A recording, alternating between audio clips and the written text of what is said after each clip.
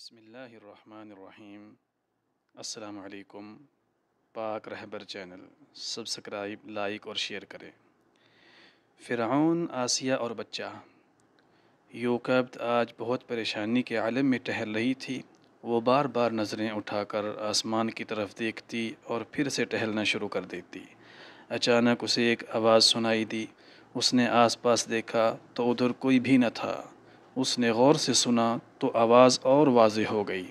اس نے سنا کوئی کہہ رہا تھا، اے یوکبد، پریشان مت ہو، اس بچے کو ایک لکڑی کے صندوق میں ڈال کر دریا میں بہا دے، ہم اس کی حفاظت کریں گے اور تمہاری طرف اسے ضرور لوٹا دیں گے۔ یوکبد کا چہرہ خوشی سے تمتمانے لگا۔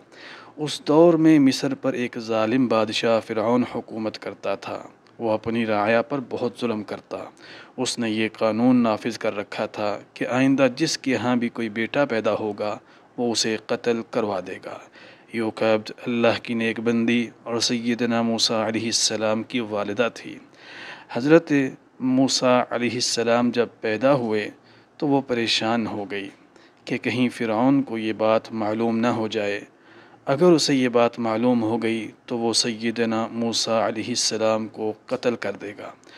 اور وہ آواز جس نے یوکبد کی پریشانی ختم کر دی تھی وہ اللہ تعالیٰ کی طرف سے ہی تھی۔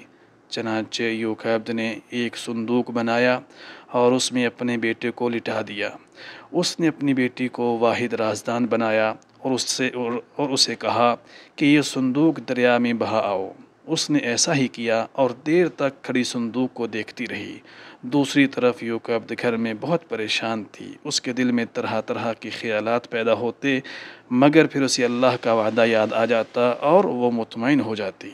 آخر یوکبد کی بیٹی جب دروازے سے گھر میں داخل ہوئی تو اس نے یوکبد سے کہا، صندوق شاہی محل کی طرف گیا ہے۔ یوکبد یہ سن کر تڑپ اٹھی اور کہنے لگی کہ اللہ نے مجھ سے وعدہ کیا تھا کہ وہ میرے بچے کو میری طرف لوٹائے گا، پھر یہ کیا ہوا؟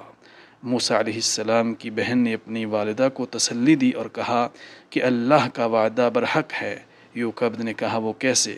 اس نے جواب دیا کہ جب میں نے دیکھا صندوق محل کے اندر چلا گیا تو میں محل کے اندر گئی۔ مجھے ایک کنیز نے بتایا کہ جتنا بادشاہ ظالم ہے ملکہ اتنی ہی رحم دل ہے۔ ملکہ نے آج محل کی چھت سے ایک صندوق کو تیرتے ہوئے دیکھا۔ ملکہ نے سپاہیوں کے ذریعے اسے منگوا کر کھولا تو ایک بہت ہی پیارا بچہ لیٹا ہوا تھا۔ اس نے یہ فیصلہ کیا کہ وہ اس بچے کو گود لے گی، مگر وہ بچہ جب سے آیا ہے رو رہا ہے اور کسی دائی کا دودھ نہیں پی رہا۔ میں اسے کہہ کر آئی ہوں کہ میں ایک ایسی عورت کو لاؤں گی جو اس کو دودھ پلا سکے گی، اس لیے اب تم میرے ساتھ چلو۔ جب وہ دونوں محل میں پہنچیں تو تمام کنیزیں اور دائیاں کھڑی تھیں اور فرعون کی بیوی، جنتی عورتوں کی سردار سیدہ آسیہ، مستقبل کے موسیٰ علیہ السلام کو گود میں لیے خاموش کروانے کی کوشش کر رہی تھی۔ یوکبد نے جب یہ دیکھا تو بھاگ کر آسیہ سے بچہ لے کر اسے دودھ پلانے لگی۔ سب حیران ہو کر دیکھنے لگیں کہ بچہ چپ چاپ خاموشی سے یوکبد سے چمٹا ہوا دودھ پی رہا ہے۔